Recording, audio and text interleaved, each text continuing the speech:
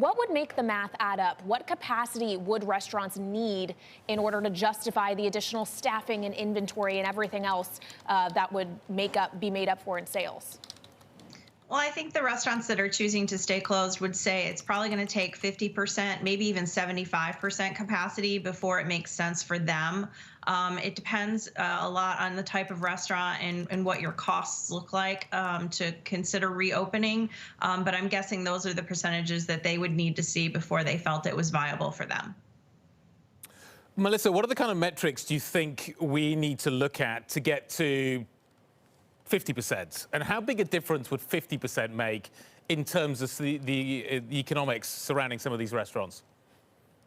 Well, I think a lot of it has to do with the city restaurateurs just feel it's a fairness issue because other areas of the state right on their borders in Westchester County or Nassau County have 50% capacity and have had 50% capacity this entire time.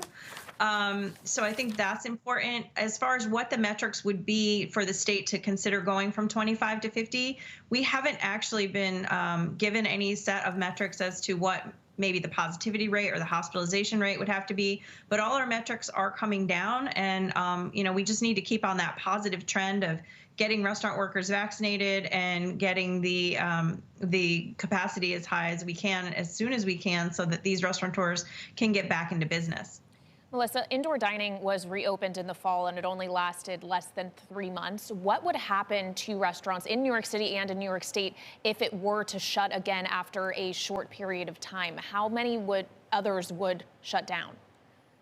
Well, we're still trying to figure out exactly how many we've lost. I mean, the numbers are devastating, and you see high-profile restaurants that have been shutting down, week after week here. Everybody said that we couldn't handle a second shutdown, that we were going to lose many restaurants after that. I know the National Restaurant Association has estimated 1 in 6 restaurants has closed permanently through the pandemic. And I would expect the New York numbers would probably be even higher than that when all is said and done. It's just hard to get our hands around the numbers right now, just because, like you said, some have just chosen not to reopen at this point, and we don't know if they ever will.